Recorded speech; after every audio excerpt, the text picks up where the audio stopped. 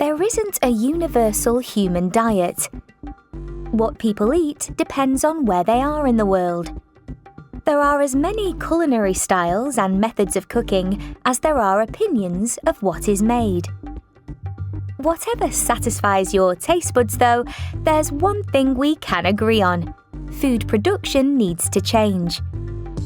While industrialised farming has increased production and reduced the cost of food, we cannot ignore its negative effects. Too much land is being used for intensive farming, and the use of machines and chemicals is causing pollution. The increased demand for meat around the world means that forests continue to be cut down to provide more land for cattle to graze. Deforestation adds to climate change, as the carbon dioxide which the trees would have stored is released into the atmosphere.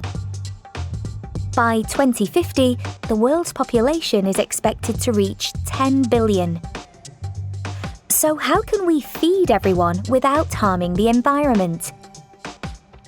Governments can encourage farmers to use organic alternatives to chemical fertilisers and rotate their crops more frequently to improve the health of the soil.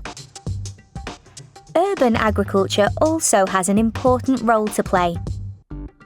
City farms already supply food to people in places such as London, New York, Sao Paulo, and Tokyo.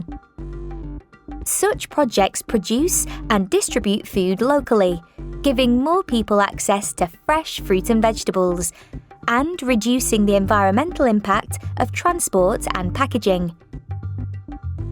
But it's not only producers who will have to do things differently.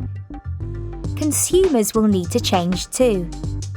Where they can afford it, people ought to have a more plant-based diet, eating less but higher quality meat.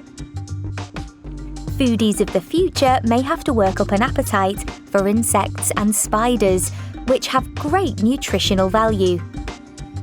Seen as a more sustainable option than animals such as cows, which take up a lot of land and need a large amount of feed and water, insects and spiders can be bred in large numbers with a much smaller impact on the environment. They're already eaten in many countries around the world, from grasshoppers in Mexico to tarantulas in Cambodia, and a more widespread consumption of them could be part of a solution to the issues around food production. One thing is for sure, however: a revolution in the production and consumption of food is needed to safeguard the future of both our food supply and the planet.